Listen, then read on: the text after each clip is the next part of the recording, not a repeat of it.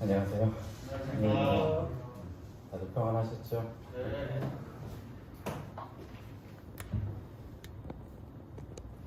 항상 이렇게 단에 올라와서 이 안경 때문에 참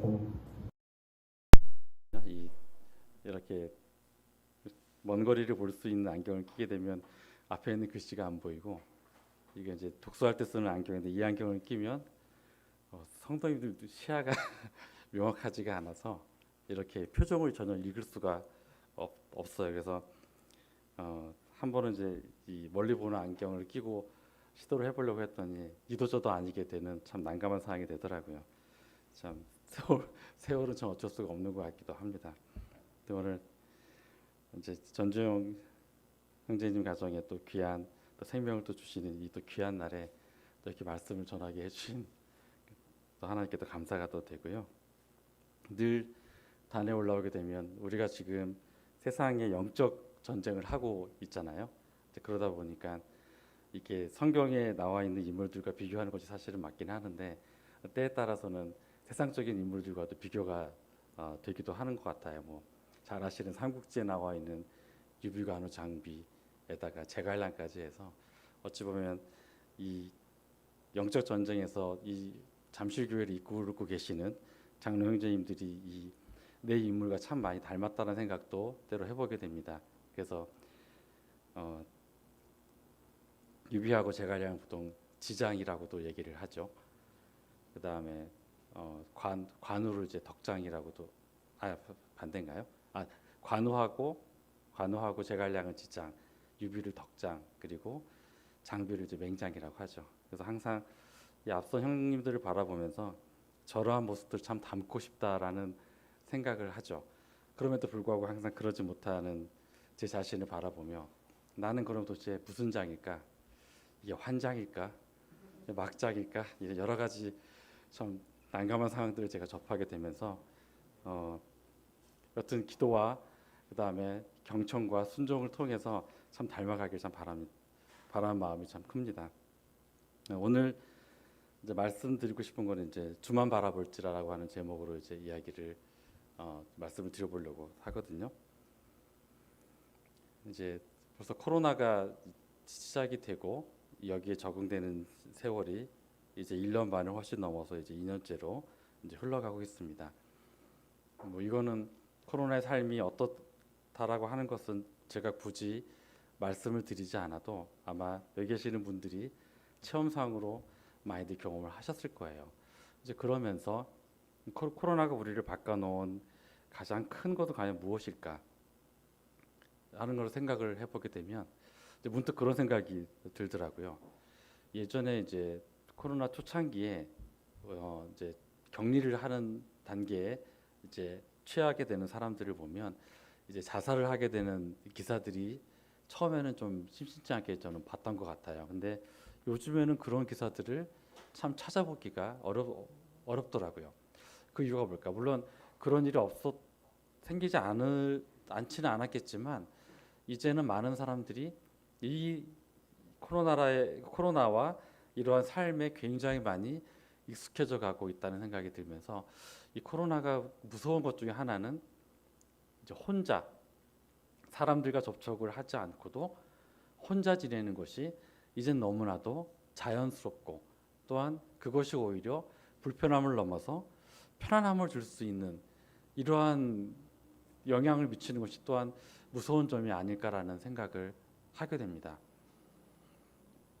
그리고 우리가 익숙하지 않았던 것들이 이제 너무나도 당연시하게 여기지는 이러한 현상들, 우리가 거부했던 것들이 자연스럽게 우리도 모르게 그걸 인정을 하고 이제 그것에 적응해가는 우리의 모습들이 이러한 코로나 시대에 우리 인간들에게 미치는 악영향 중에 가장 큰 것이 아닐까라는 생각을 또 해봐요. 또 하나는 이제 집안에서 유튜브와 이런 것들이 이전에 익숙하지 않았던 것들이 너무나도 이제는 재택근무나 뭐다 해서 집안에서 접할 수 있는 그런 매체들을 통해서 이제는 부에 대한 실질적인 양극화도 일어나고 있지만 그러한 것에 대한 갈망이 예전보다 훨씬 더 크고 깊어졌다는 생각을 하게 돼요.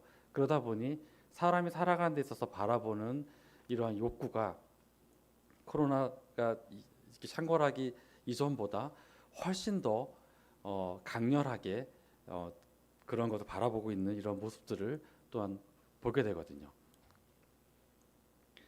과연 이러한 삶 속에서 하나님이라고 하는 이러한 우리의 주가 되시는 이러한 분을 과연 바라보고 그 귀를 열고 그 마음의 문을 열 수 있을까? 참 이 현상을 바라보면 참 답답함이 느껴집니다. 그 레위기 그러니까 예레미야를 이제 오늘 이제 말씀을 나누고자 하는데요. 예레미야 이제 10장 2절에서 5절 말씀입니다.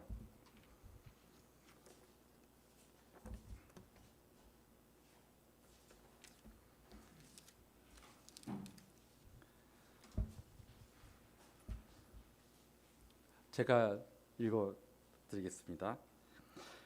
여호와께서 이같이 말씀하시되 열방의 길을 배우지 말라. 열방인은 하늘의 징조를 두려워하거니와 너희는 그것을 두려워 말라. 열방의 규례는 헛된 것이라.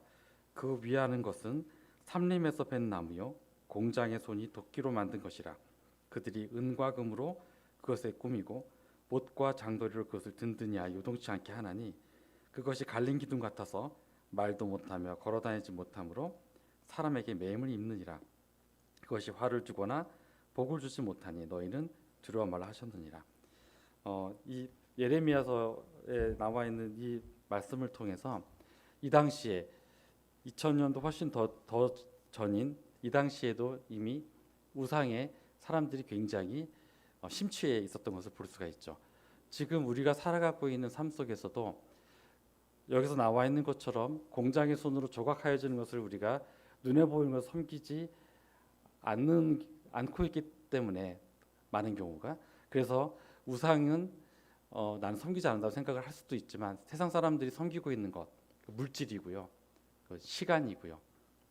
이미 겉으로 나와 있는 것이 아니고 그 마음속에 아무도 알지 못하는 자기만의 우상들을 이미 새기고 섬기고 있는 이러한 실정을 또한 보게 됩니다.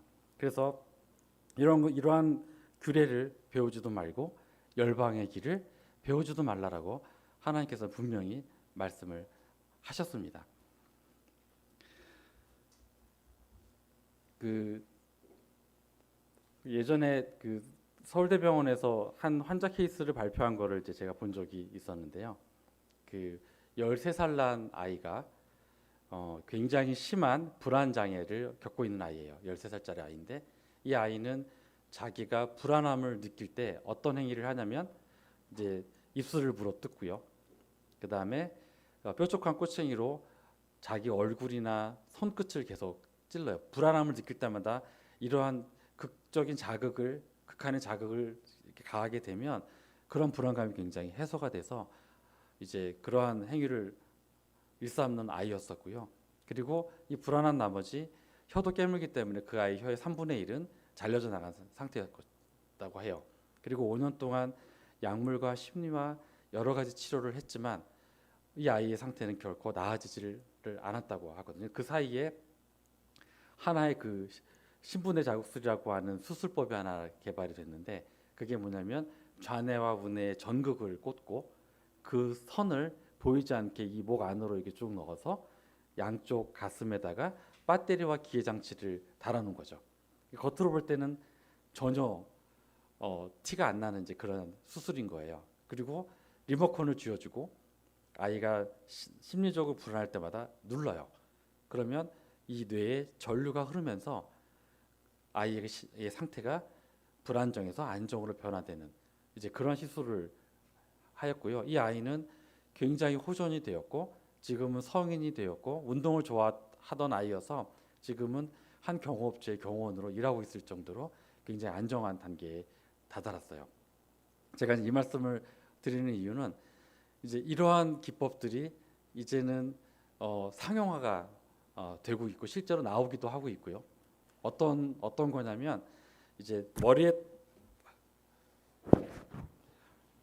머리에다가 이렇게 전류를 흐를 수 있는 장치를 이렇게 하고 스마트폰 앱을 통해서 내가 오늘 기분이 참 우울하다. 그러면 그 스마트폰에 입력한 값을 대입을 하고 이제 버튼을 누르면 아주 미세한 전류가 내 뇌에 흐르게 되고요. 그러한 불안함은 싹 사라지고 평온한 상태가 된다는 거죠. 이제는 내가 왜 이런 상태가 됐는지를 고민할 필요가 없는 거예요. 항상 즐겁고 그다음에 편안한 상태를 기계적인 장치에 의해서 기계적인 장치에 의존하면서 살아갈 수 있는 시대가 곧 멀지 않은 것 같아요. 그리고 또한 이제 그 우리 몸 뇌 안에 이제 도파민이라고 하는 그런 물질들이 분비가 되면서 이제 이거는 이제 발표된 연구 논문 중에 보면 이제 그런 것이 있더라고요. 사랑하는 그러니까 한 남자에게 3명의 여자 사진을 보여주는 거죠. 자기가 지금 사랑하고 있는 여인과 그냥 친한 지인의 사진과 인기 스타의 사진을 이렇게 해놓고 각각의 사진을 보여줬을 때 뇌에서 작용하는 것을 수치화를 해요. 그러면서 이제 이 사람이 정말로 좋아하는 사람의 사진을 봤을 때 반응하는 뇌 지도를 그리고 그냥 친하게 알고 지내는 큰 감정이 없는 사람의 사진을 통해서 그려지는 또 뇌 지도가 나오게 되고요. 그 다음에 어떤 일시적인 어떤 그런 쾌감과 욕구를 또 바라보게 하는 그런 대상을 통한 뇌지도가 그려지게 되죠. 이제 이런 것이 나중에 이제 하게 되면 어떤 일이 벌어질까요? 사람들에게 진실을 이야기하고 감정을 서로 교감하고 하는 이러한 것들이 이제는 불필요한 단계까지 가지 않을까 싶은 생각이 드는 거죠. 이제는 상대방에게 상대방을 입을 통해서 무언가를 알려고 하는 게 아니라 그러한 장치를 통해서 상대방의 모든 것들을 예단하고 판단할 수 있는 시대가 또 오지 않을까 하는 생각이 들기도 해요. 각 가정에서 자매님이 미용실에서 머리를 자르고 여보 나 오늘 어때? 라고 물어보실 때가 제일 긴장되시죠. 너무나도 몸은 힘들고 말 섞기도 싫은데 나 어때라고 하고 물어봤을 때 어떻게 대답하십니까? 아 이뻐 너무 최고야 다들 이렇게 하시지 않습니까? 그래서 이 생존에서 지금 여기 앉아 계시는 거 아닙니까? 이제는 이런 단계도 필요 없고 앞에다가 핸드폰으로 딱 하면 어떠한 반응을 하고 있는지에 대한 것이 나타나게 되는 거죠. 정말 살아가면 살아갈수록 기술이 발달되면 발달될수록 하나님이라고 하는 존재를 과연 사람들이 필요로 하고 생각을 하게 될까요? 앞으로의 삶들이 생각을 하면 할수록 참으로 걱정되어지는 거죠. 히브리서 12장을 보시게 되면 제가 읽어드릴게요. 히브리서 12장 5절 7절 보면 내 아들아 주의 징계하심을 경히 여기지 말며 그에게 꾸지람을 받을 때 낙심치 말라. 주께서 사랑하시는 자를 징계하시고 그의 받으시는 아들마다 채찍질하심이니라 했으니 너희가 참음은 징계를 받기 위함이라. 하나님의 아들과 같이 너희를 대우하시나니 어찌 아비가 징계하지 않는 아들이 있으리요. 사람을 창조하신 하나님께서 가장 창조하신 우리 인간을 향해서 심히 좋았더라 하신 그 이유가 무엇일까요? 그거는 바로 아담을 에덴 동산으로 이끄시고 거기서 하와를 또한 창조하시고 그리고 거기서 하나님께서 정말 원하셨던 것은 동행하는 삶이 아니었을까라는 생각이 드는 거죠. 아담과 하나님과의 관계. 아담은 절대적인 믿음으로 하나님을 신뢰하고 바라보고 하나님은 절대적인 사랑으로 아담을 바라보고 이러한 삶을 하나님께서 정말 원하시고 또 창조의 이유 중에 또 하나님이 또 분명할 것 같은데 우리가 지금 살아가고 있는 삶은 점점 하나님으로부터 하나님의 필요로부터 점점 멀어지고 있는 삶이 아닐까라는 생각을 해보게 됩니다. 사무엘상 8장을 이제 보게 되면 사무엘상 8장에 이제 사무엘이 나이가 들면서 두 아들을 이제 사사로 내세우게 되죠. 근데 그 두 아들이 이익에 따라서 움직이고 이제 그것에 따라서 이제 뭐 심판이나 이런 것들도 이제 굳게 하고 이런 식의 그 아비를 따르지 않는 행동을 했었기 때문에 그 당시 사람들이 왕을 요구를 하게 되는 게 이제 8장에 쭉 나오게 됩니다. 그러면서 이제 왕을 달라고 했을 때 사무엘이 하나님께 나가서 기도를 하게 됩니다. 그때 하나님께서 백성이 내게 한 말을 다 들으라. 그들이 너를 버림이 아니요 나를 버려 자기들의 왕이 되지 못하게 함이니라 하고 사무엘에게 왕의 제도를 통해 그 왕의 제도를 알려줄 것을 얘기를 하죠. 그 왕의 제도가 무엇입니까? 병거 앞에서 그를 끌게 되고 그 다음에 거의 노예와 같은 삶을 살게 되는 것이라고 그 백성들에게 그 이스라엘 백성들에게 이야기를 하죠.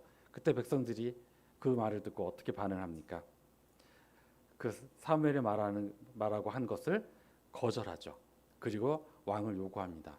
왕을 요구하는 이유는 열방을 보니까 열방의 왕들은 항상 앞에서 우리를 대신 그 나라 백성을 대신해서 싸우더라.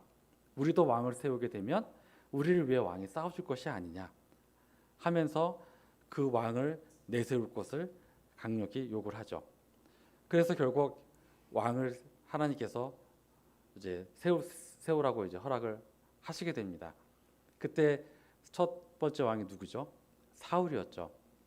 사울은 뭐 사무엘상에서도 쭉 나와 있지만 이스라엘 백성 중에 그와 같이 준수한 자가 없다라 할 정도로 참 용모도 뛰어나고 그 다음에 그 잃어버린 당나귀를 성실하게 찾을 수 있는 그 부모에 대한 순종과 그런 성실한 부모를 가지고 있는 인물이었습니다. 하지만 어떠한 죄를 범했을까요? 제사장이 아님에도 불구하고 제사장으로서의 어떤 제사를 지내는 그러한 성급함과 그다음에 하나님을 무시하는 그런 행위를 했었고요. 그다음에 지난 주일날 철경제임을 통해서 그 북이스라엘하고 남유다에 대한 왕에 대한 이야기들을 들으신 것처럼 거의 뭐 손가락에 몇 안 되는 정도의 선하다고 평가할 수 있는 왕을 제외하고 나서 하나님이 원하지 않는 것을 행했던 왕들이 수두룩하였고 그런 왕들 안에서 자기들이 그렇게 내세우도록 요구했던 그 왕 아래에서 이 백성들의 삶은 참으로 처참하기 그지없었고 나중에는 북이스라엘은 아시리아에 그리고 남유다는 바벨론에 의해서 멸망당하고 노예로 끌려가는 이런 비참한 치유를 보게 됩니다.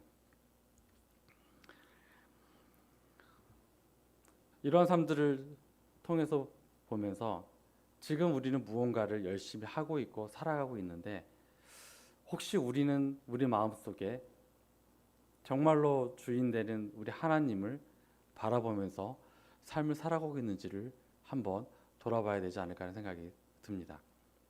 우리가 이 당시에 이스라엘 백성들이 그렇게 부러운 눈으로 바라봤던 열방과 같은 삶이 우리 주변에는 얼마나 포진되어져 있을까요?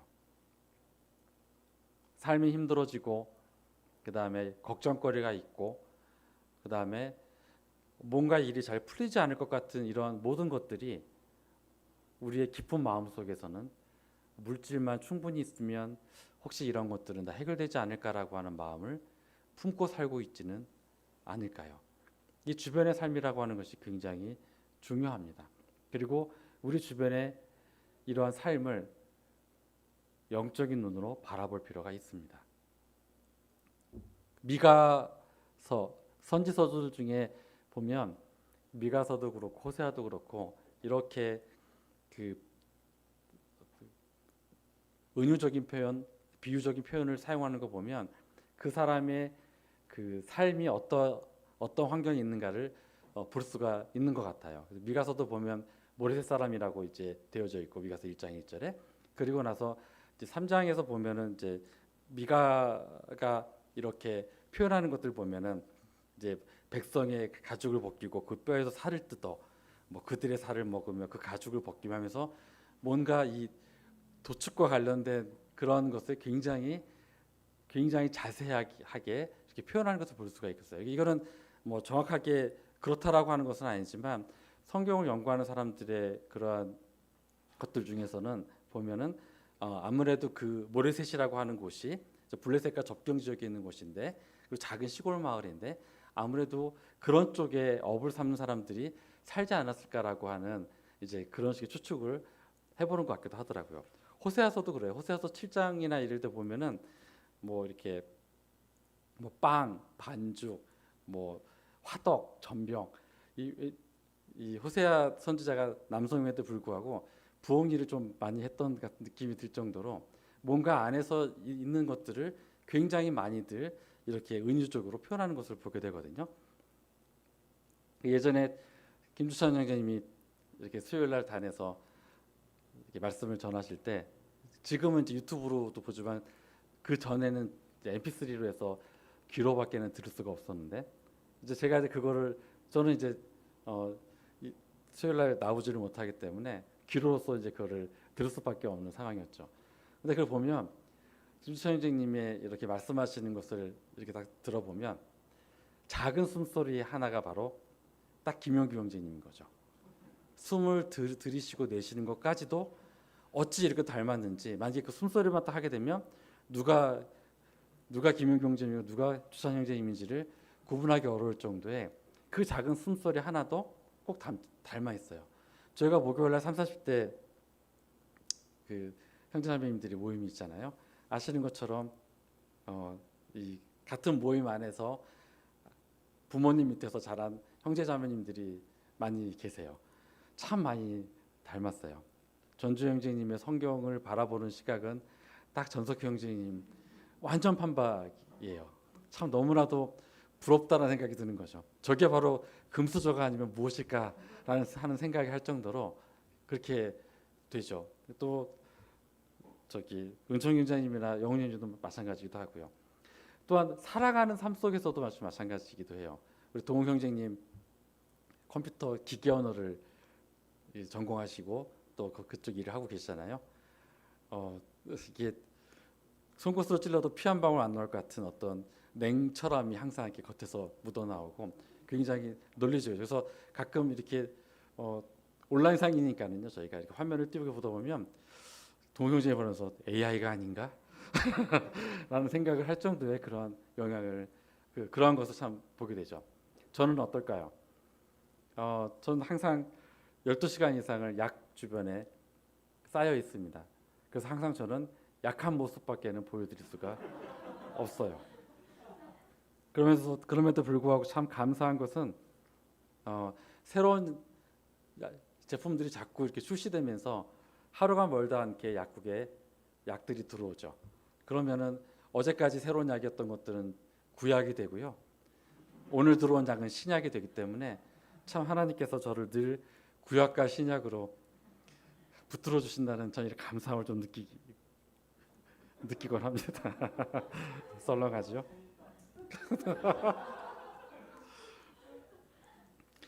어, 23분이네요.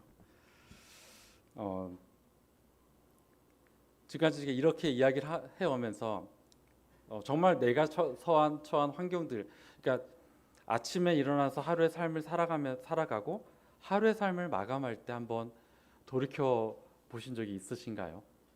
하루의 삶이 참으로 금방 지나간다는 표현을 우리 참 많이 씁니다. 월요일이 시작된 듯 하더니 어느새 금요일이 되고요. 그리고 또 바로 주일이 되고요. 이러한 삶을 반복해서 살아가고 있는 것처럼 느껴지신다면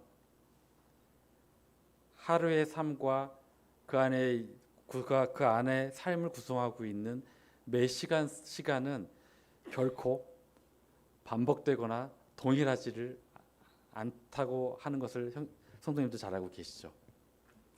하나님께서 함께 하시기 때문에 그렇습니다.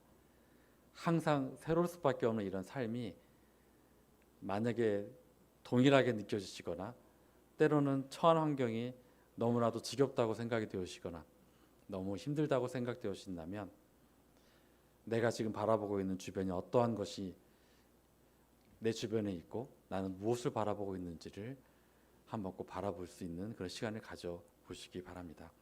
우리는 표대를 향해 나아갑니다. 빌립보서 3장에서 나와 있는 것처럼 우리는 그리스도의 그런 사랑으로 인하여 이제 뒤의 것은 잊어버리고 오직 우리 주님만을 향해서 달려가고 있거든요.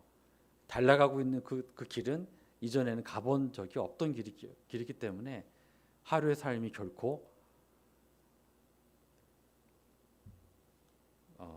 저희에게 똑같은 일상과 아니면은 너무나도 재미없거나 그러한 삶이 결코 아님을 생각을 해주셨으면 참 좋겠습니다. 이제 습관에서 한번 얘기를 해보면 우리는 뭔가 열심히 하잖아요. 예를 들어서 양치질을 굉장히 열심히 하시잖아요. 양치질을 왜 할까요? 양치질하면서 내가 양치질을 왜 하는지 생각하고 양치질 하시는 성도님도 혹시 계시나요? 그냥 냄새 안 나고 아니면은 내가 밥을 먹었으니까 그냥 양치질 하시죠. 양치질을 하는 목적은 치태 때문에 양치질을 하는 거예요. 왜 그러냐면 음식을 먹게 되면 한 몇 분 안에 이 치아와 잇몸 사이에 세균이 거기에 이제 증식을 하게 되고요. 그리고 이에 바이오 필름이라고 하는 얇은 필름이 형성이 되면서 우리의 에나멜층과 잇몸에 염증을 유발을 하게 되는 거예요. 양치를 하죠. 이렇게 하는 것은 굉장히 잘하는 행위일 수도 있긴 있는데요. 조금 더 신경을 쓰시면 치아와 잇몸 사이에 그 작은 틈이 바로 균의 증식의 시작점이거든요. 양치를 할 때 빡빡빡빡 아무리 닦아도 소용이 없고요. 부드럽게 닦는 것이 굉장히 좋고 잇몸과 치아를 쓸어내리듯이 하시는 것이 굉장히 중요한 치아 관리거든요. 근데 우리는 그런 것을 잘 생각하지 못해 바쁘죠. 그냥 막 하죠. 냄새라도 없으면 그것을 만족을 하죠. 하지만 우리의 그러한 반복된 습관이 정말 잘못된 습관들이 굉장히 많기 때문에 그거를 통해서 우리의 치아가 40대 50대가 가면 분명히 식사하고 양치를 해왔음에도 불구하고 점점 상태가 안 좋아지는 거죠. 우리는 달려가고 있는 그 표대가 도대체 어떠한 곳인지를 생각을 해볼 필요가 있습니다. 우리 이 치아 관리에 대해서 잠깐 또 김영경 님이 이 치아에 관련해서 몇 번 올라오셔서 말씀하셨기 때문에 저도 거기다가 좀 더 부연 설명을 좀 해보고자 합니다. 그 이에 사는 그 세균들이 별거 아니라고 생각을 하지만 이 세균들이 겉으로 보기에는 정상적으로 보이지만 잇몸 안에 그 세균집을 짓고 거기서 증식을 하고 있는데요.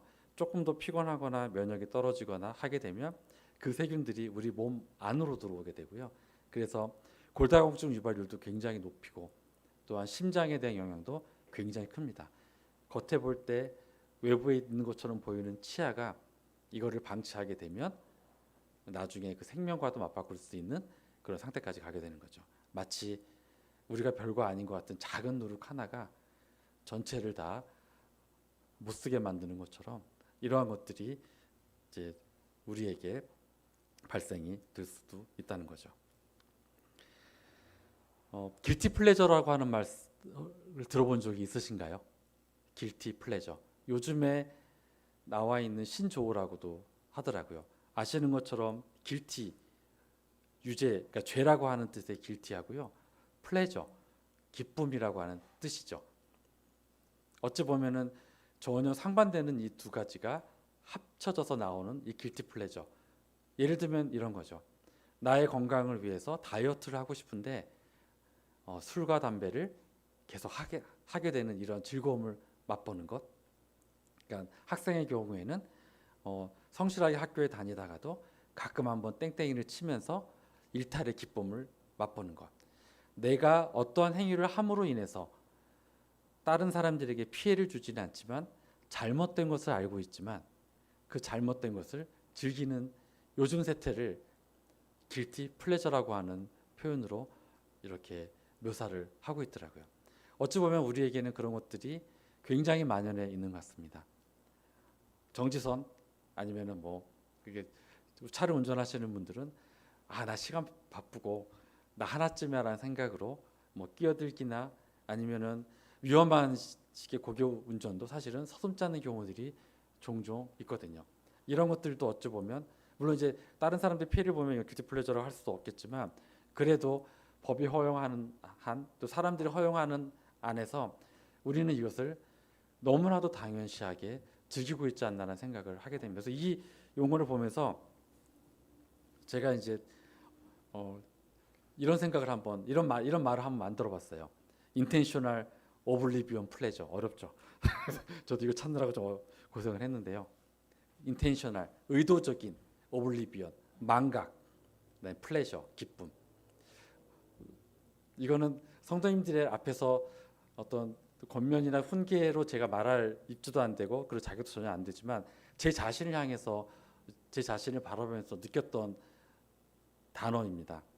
의도적인 망각을 즐기는 삶을 살아오고 있지 않나. 해야만 하는 것들, 내가 사회적으로 해야만 하는 것들이 아니고 하나님과의 관계에 있어서 해야만 하는 것들을 마치 망각을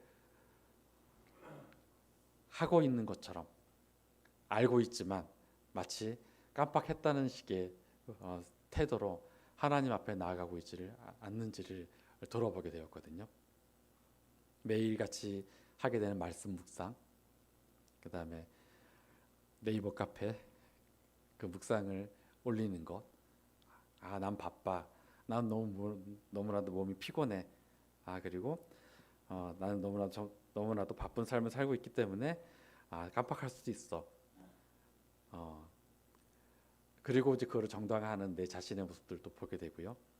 그 다음에 우리가 교제를 위해서 온라인이든 오프라인이든 모이기를 참 힘써 해야 됨에도 불구하고 그런 것 앞에서 깜빡한 척을 하고 있는 저의 모습도 또 보게 되고요. 그 다음에 우리 식사기도 하잖아요. 하루에서 어떻게 식사기도를 하십니까? 그러한 식사기도 정말 사소한 것 같은 이러한 식사기도 앞에서도 이러한 의도적인 망각을 또한 하고 있지는 않는지 너무나도 의식적으로 형식적으로 그런 것들을 하고 있는지 아닌지를 또한 돌아봐야 되지 않을까 생각이 들고요. 이뿐만 아니고요. 우리 하루에 3번의 다니엘의 기도를 하잖아요. 이 다니엘 기도를 잘 하지 못하는 제 자신을 좀 보면서 이런 것이 바로 intentional oblivion pleasure를 제 자신이 범하고 있구나라는 생각을 해보게 됩니다.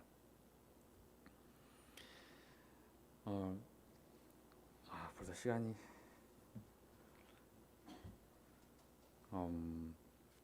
이제 빌립보서 말씀을 좀 드리고자 하는데요. 근데 빌립보서는 바울 사도가 그 1차 감옥에 있었을 때 그 빌립보 성도들에게 썼던 내용이고, 그 다음에 약 10여 년 정도 지난 후에 여전히 빌립보 교회 성도들은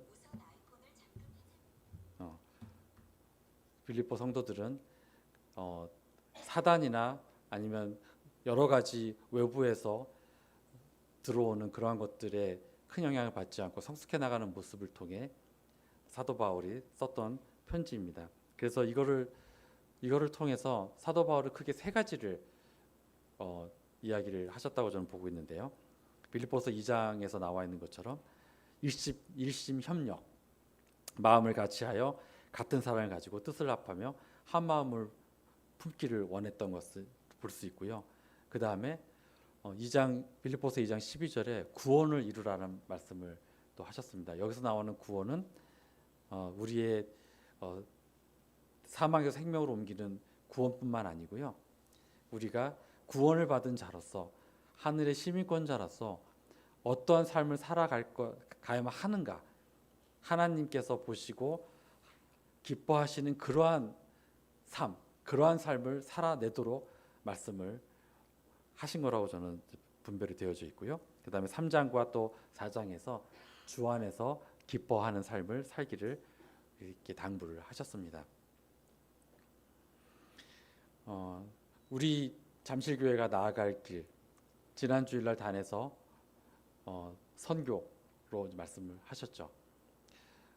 우리가 하나님 앞에서 세상 주위를 돌아보지 않고 하나님만 바라보고 나아가고, 우리 모든 성도 한 분 한 분이 그 믿음의 반석 위에서 제대로 서 있을 때 이러한 선교는 누가 강요하지 않아도 자연스럽게 이루어질 수밖에 없다고 저는 생각이 들어요. 왜냐하면 예레미야 20장 9절에 이런 말이 나옵니다. 내가 다시는 여호와를 선포하지 아니하며 그 이름으로 말하지 아니하리라 하면 나의 중심이 불붙는 것 같아서 사무치니 답답하여 견딜 수 없나이다. 여러분들도 아시는 것처럼 예레미야 선지자가 주변 사람들로부터 따돌림과 조롱과 또한 때림과 굉장히 큰 고난을 겪게 되는 것을 알고 있잖아요. 그래서 이제 예레미야가 이제 나는 더 이상 하나님의 말씀을 선포하지 않겠다라고 작심을 했었나 봐요. 근데 그랬을 때 생겨나는 예레미야의 상태는 그 중심이 불붙는 것 같아서 도저히 견딜 수 없는 이러한 예레미야 모습을 보게 됩니다. 우리가 나아가고자 하는 방향, 하나님의 말씀을 선포하는 그 시작점은 우리가 입을 닫고 앉아 있을 때 도저히 이 사무침과 이 답답함으로 가만히 있을 수 없을 바로 그 시점이 우리에게는 필요하지 않을까 하는 생각이 들어서 이 말씀을 준비를 해봤습니다. 시간이 오버돼서 여기까지 마치도록 하겠습니다. 감사합니다.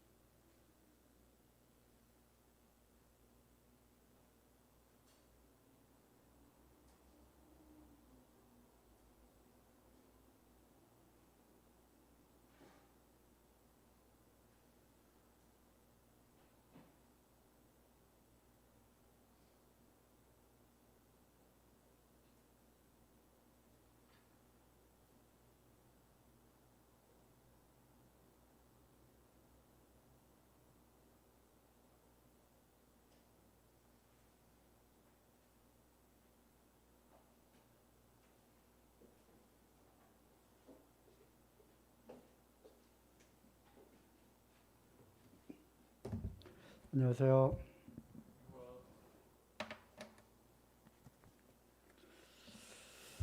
네, 특별히 준비된 말씀보다는 단을 또 오랫동안 비워두면 안 되겠다 싶어서 이렇게 나왔습니다. 수요 집회는 또 우리 청년들 또 앞으로의 일꾼들을 위해서 이렇게 말씀을 준비하고 또 간증과 함께 또 훈련의 목적도 있고요. 또 자꾸 이렇게 해야지만 또 도전을 하게 되고 기도하게 되고 그래서 이제 그런 시간들로 이렇게 활용을 하고 있습니다. 그리고 또 시간이 이렇게 허락이 되면 누구에게든 이렇게 열려 있습니다. 기도하시고 또 뭐 이러한 말씀은 내가 이렇게 묵상을 하고 했더니 참 너무 좋더라. 또 나한테 교훈이 참 되는 그런 말씀이다. 또는 저에게는 이제 이러한 기도 요청이 있습니다 하면서 본인이 처해 있는 그러한 여러 가지 상황들을 또 이렇게 소개하고 알리고 기도 요청도 하고, 또 때로는 이러한 일들로 나는 실패하고 좌절하고 너무 마음이 힘이 듭니다. 저를 위해서 기도해 주십시오. 이러한 다양한 그런 간증과 말씀들이 있을 수 있습니다. 사실 교회는 우리가 지난 주일에 교회에 대한 그 소중함, 그 귀함, 이것에 대해서 다시 한번 생각해 보는 그런 시간을 이렇게 가졌는데요.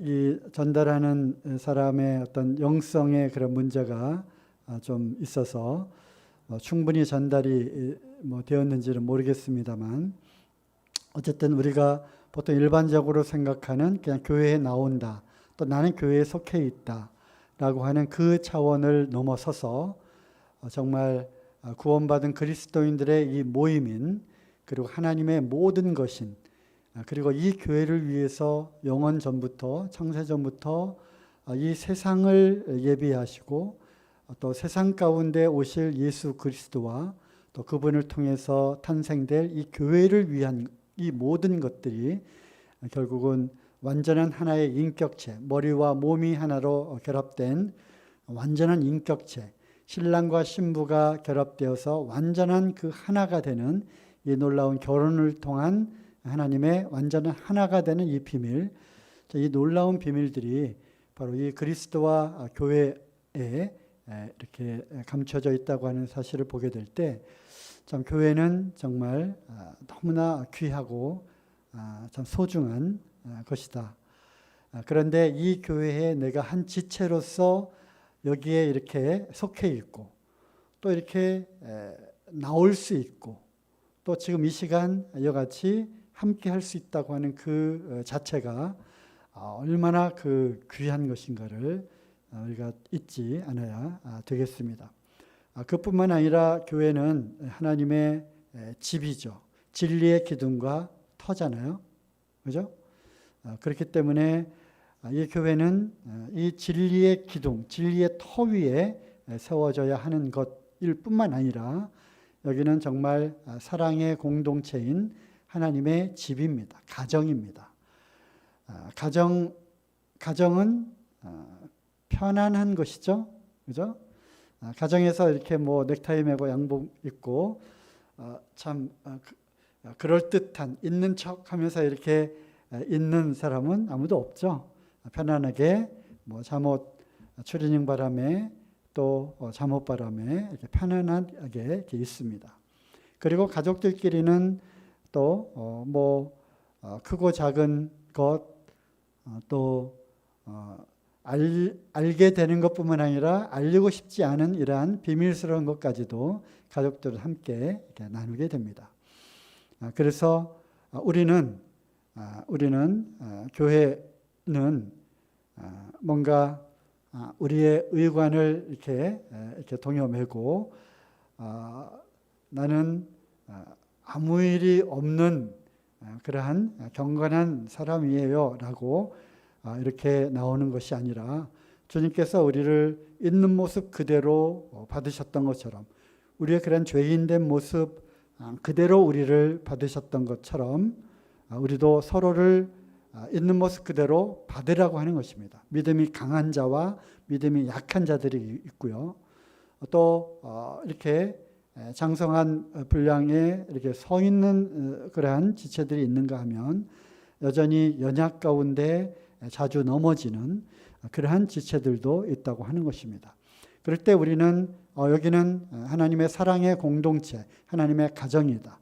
나의 어떤 연약한 것과 부끄러운 것까지도 우리는 함께 나누고, 또 그런 것들을 위해서 참 서로를 기도해 줄 수 있는 이러한 데까지 우리는 나가야 하는 것입니다. 그렇기 때문에 이 교제라고 하는 것, 물론 이런 전체가 모인 자리에서 그런 것들을 이렇게 드러내고 또 기도 요청을 하고 이런 것들이 쉽지는 않겠지만 그래도 소그룹 교제 그 안에서만큼은 우리가 좀 연약한 부분들까지도 이렇게 내어놓고 기도를 이렇게 청하고 그럴 때 그것을 듣는 우리의 자세는 어떤 판단하거나 손가락질을 하는 것이 아니라 그래 얼마나 그 문제로 힘이 들까 얼마나 그 문제로 참 주님 앞에서 싸우고 참 힘들어하고 참 너무 얼마나 그 힘이 든 채로 지금까지 마음의 그런 어려움을 갖고 있다가 이제야 이런 것들을 얘기할 수 있을까. 그리고 앞으로 이 문제가 해결될 수 있도록 나도 기도해야 되겠다 하는 그런 생각을 우리는 가져야 합니다. 대부분 다 그렇게 생각하시죠? 그죠? 그리스도께서 우리를 용납하셨던 것처럼 우리도 서로 용서하라는 지난주 수요일날 그런 말씀 들으셨잖아요. 그죠? 긍휼과 자비와 겸손과 온유와 오래 참음 위에 사랑의 그 띠를 띠고 서로 용서하고 서로 용납하기를 주님께서 우리를 받으셨던 것처럼 용서하라는. 그래서 뭐 이야기가 이제 자꾸 이제 옆으로 이제 갑니다만 그리스도인의 이러한 가정은 진리의 기둥과 터 위에 세워져 있지만 그 안에서 우리는 따스한 사랑의 공동체, 서로 이해하고 용서할 수 있는 또 그러한 분위기 가운데에서 우리의 연약한 것까지도 내어놓고 교제할 수 있는 그런 것들이 되었으면 좋겠다고 생각을 합니다. 어쨌든 이러한 것들을 포함해서 수요일 날 이 나머지 시간에 이 시간은 열려져 있기 때문에 기도하시고 또 뭐 5분이면 어때요? 5분, 10분 이렇게 조금씩 더 나눠가면서 얼마든지 간증과 또 말씀을 교제할 수 있습니다. 뭐 이런 이야기를 뭐 들으려고 나온 건 아니었고요. 교회 이야기가 나와서 교회는 하나님의 집이다. 그리고 또 교회는 하나님의 군대다. 그죠? 그 군사로 모집한 자를 우리는 기쁘시게 해야 되는 그리고 군사로 모집이 되었기 때문에 이제는 거기에서 자기의 개인적인 생활에 이렇게 얽매이는 자가 아니잖아요. 자기 생활에 매이는 자가 아니고 우리를 군사로 부르신 자를 기쁘시게 하는 우리는 그러한 그리스도의 군사로 부름을 받았습니다. 그렇기 때문에 부름을 받은 부르심을 받은 택함을 받아서 부르심을 받은 우리 그리스도인들은 즉 그러한 모임인 교회는 하나님의 영적인 군사들로 우리는 훈련이 되어지고 또 영적인 전쟁을 능히 이길 수 있을 정도로 이 교회는 그러한 군사들을 영적으로 훈련시킬 수 있는 그러한 곳이어야 한다고 하는 것입니다. 우리는 치열한 영적인 싸움을 싸우고 있는 그런 그리스도의 군사들입니다. 그래서 군인들이 아까도 뭐 용장, 지장, 덕장 뭐 이렇게 말씀을 이렇게 하셨는데 용장 밑에 그죠? 약졸 없다. 용장 밑에 약졸 없다. 그래서 교회를 인도하는 그러한 인도자들의 지혜와 덕과 이런 믿음의 담력 이런 것들을 통해서 우리는 계속적으로 훈련되어지고 또 이렇게 나아가서 이런 세상에 능히 싸워서 이길 수 있는 그러한 영적인 군사들로 훈련 받아야 되는 그런 곳입니다. 또한 교회는 그리스도의 또 학교이기도 합니다. 학교는 뭘 하는 곳이죠? 배우는 곳이죠. 그죠? 가르치고 배우는 곳입니다. 당연히 초대교회에 우리가 또 이렇게 잘하는 그런 말씀이 있잖아요. 날마다 그들이 모여서 사도들의 가르침을 받으며 떡을 떼며 기도에 전혀 힘썼던 그런 사도행전의 역사를 따라서 사도들의 가르침을 받았다고 하는 이 가르침을 받는 것은 매우 중요한 것입니다. 그래서 우리는 부지런히 교회에 나와서 말씀을 배워야 하고, 그뿐만 아니라 교회의 이러한 다양한 프로그램들에 참여해서 가정에서나 또 개인적으로 어떤 주어진 그러한 과제와 또 함께 성경 공부를 하면서 그리스도를 배워가는 이러한 배움에서도 우리는 열심을 내어야 한다고 하는 것입니다. 그러기 위해서는 우리가 무엇을 배웁니까? 성경 말씀을 배우고요. 또 말씀에 순종해서 살아가는 삶을 배우는 것입니다.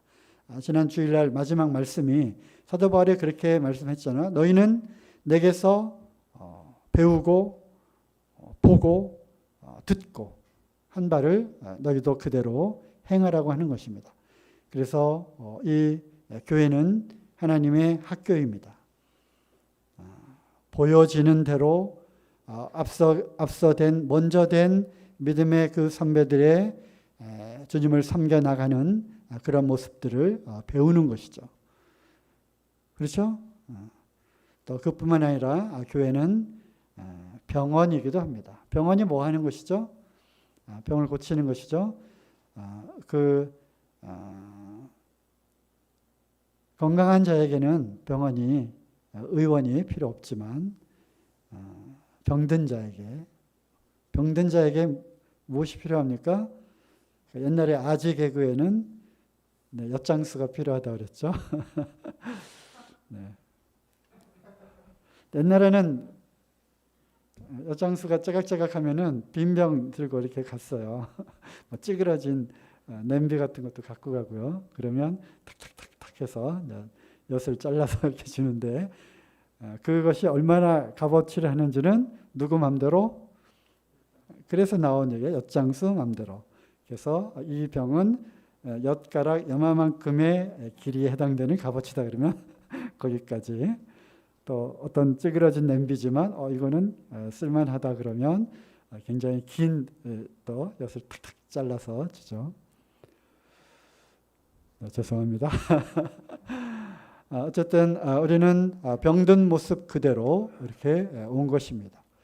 그래서 우리가 이전에 우리가 있었던 그런 모습들을 우리가 생각을 해보게 되면 우리는 치유해야 될 영혼이 그러니까 치료받아야 할 그 영혼들이 많이 있다고 하는 것입니다. 옛날에 그러한 그 연극 꽁트 제가 대본을 한 10편도 넘게 이렇게 대본을 이렇게 많이 썼었잖아요. 네, 잘 모르시는 분들이 계실 것 같은데, 지금도 컴퓨터 파일에 이렇게 좀 있습니다.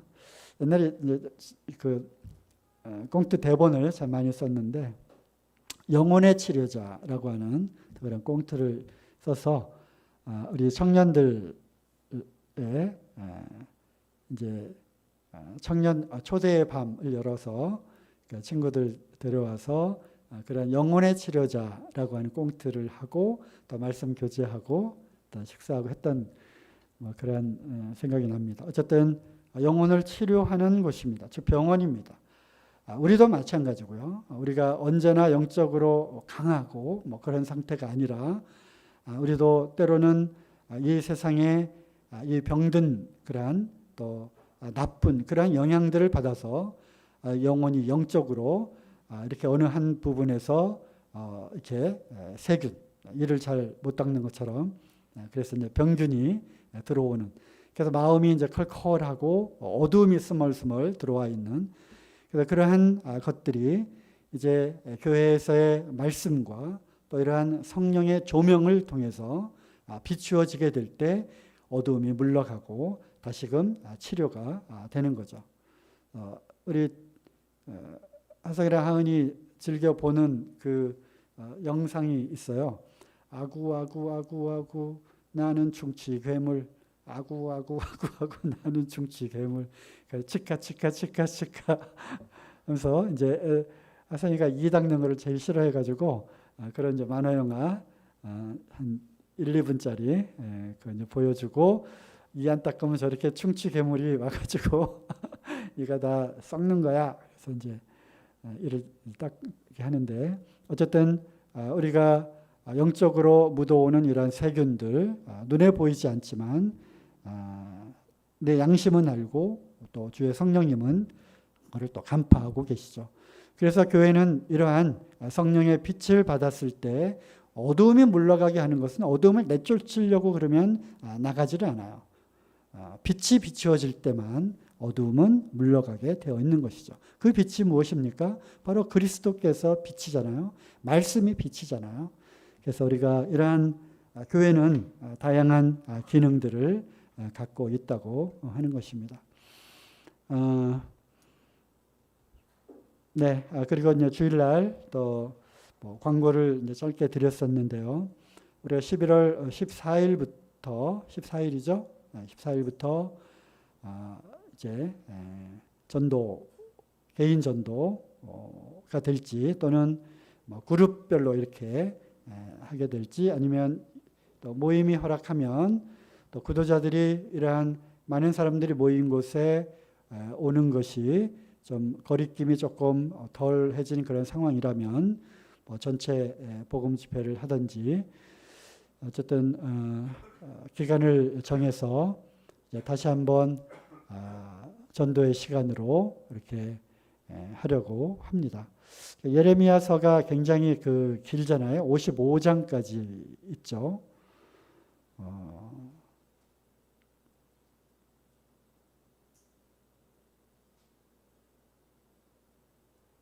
이사야서가 66장, 대선지서인데 굉장히 뭐 길죠. 그리고 이제 쭉 읽다 보면 뭐 도대체 무슨 내용인지 뭐 이렇게 뭐 숲속을 막 헤매는 뭐 그러한 느낌도 들고 이제 좀 지루한 그러한 선지서 중에 이제 하나입니다. 하지만 예레미야를 통해서 전 주님께서 내가 너를 어디로 보내든지 너에게 무슨 말을 하라고 하든지 너는 그대로 전하라 해서 결국 그 이스라엘의 멸망뿐만 아니라 그 주변에 이스라엘의 멸망을 갖게 될 그 바벨론의 멸망까지도 또 바벨론뿐만 아니라 그 주변의 그 모든 나라들의 심판과 그런 멸망에 대한 그런 예언들이죠. 결국은 또 남유다의 멸망까지 그리고 그것으로 끝나는 것이 아니라 이스라엘의 결국은 70년 후에 다시 회복되어 될 것까지 즉 소망에 관한 그런 말씀까지를 이제 포함을 하고 있는데 차마 할 수 없는 그러한 말씀을 예레미야가 전했죠. 즉 이스라엘을 즉 유다를 멸망시키러 올 그 바벨론에게 항복하라는 것이죠. 애굽을 의지해서 바벨론을 저항하고 대항하려 하지 말고 이 모든 것은 다 하나님의 그 뜻과 계획 안에 있는 것이다 라고 어찌 보면 그냥 뭐 정치적으로나 사회적으로 보면 완전히 매국노에 해당되는 그죠? 아니 물밀듯 내려오는 그러한 이방 세력들 그들을 향해서 대항하고 싸우고 해야 그렇게 하라고 말을 하기는커녕 그들에게 항복을 하라는 것, 그들을 섬기라고 하는 것, 그것이 하나님의 뜻이다라고 하는 이야기를 도저히 좀 할 수 없는 그런 상황이잖아요. 그럼에도 불구하고 예레미야는 그 말을 전했습니다. 그랬을 때 예레미야가 당했던 그런 핍박과 고난은 이루 말할 수 없는 것이죠. 그러면서 그 말을 듣지 않고 하나님의 그 백성임에도 불구하고 하나님의 심판을 받아야 하는 자기 민족을 향한 예레미야의 그 애끓는 그러한 심정, 그것을 이제 우리가 이제 예레미야서를 읽으면서 우리가 보게 되는 거고요. 우리 주님도 자기 백성에게 오매 자기 백성이 그를 이제 맞이하지 않았잖아요. 그래서 사람들이 나를 누구라 하느냐, 때로는 심내 요한이라고 하기도 하고, 때로는 엘리야나 예레미야 선지자 중에 하나라 하더이다. 그래서 그 눈물의 선지자격으로 대표되었던 것이 바로 예레미야고요. 예수님께서 내가 너희를 그 암탉이 날개 아래 병아리를 품으라는 것처럼 얼마나 참 호소하고 전하고 또 이렇게 복음을 전했음에도 불구하고 그들이 거절했던, 그래서 예레미야의 그런 눈물과 통곡으로 이스라엘 백성들을 보았던 그런 주님을 우리가 또 보게 되는 거죠. 어쨌든 우리가 점점점 이상한 길로 하나님을 외면하고 하나님을 대적하는 그러한 정책의 길로 가고 있는 이 나라, 이 민족을 바라보게 될 때 주님이 이 나라를 어떻게 채찍을 가하시고 어떻게 또 심판을 내리실까에 대한 생각을 하니까 참으로 안타까움을 금할 길이 없고, 그런 상황에서 점점점 왼쪽으로 기울어져 가고 있는 이러한 대한민국에 살고 있는 우리의 남아있는 가족들을 정말 그 애틋한 그러한 심정으로 하나님의 이 채찍과 심판과, 그래서 더 삶이 어려워지고 정말 힘든 그런 고난 가운데로 들어가게 될 때 오히려 그들이 하나님을 찾는 것이 아니라 더더욱 그럴수록 하나님을 대적하게 되는 경향이 또 있기 때문에 더 늦기 전에 예레미야의 그런 심정을 갖고 우리가 기도하면서 전도에 또 다시 한번 불을 불사르는 그런 시간들이 되었으면 좋겠습니다.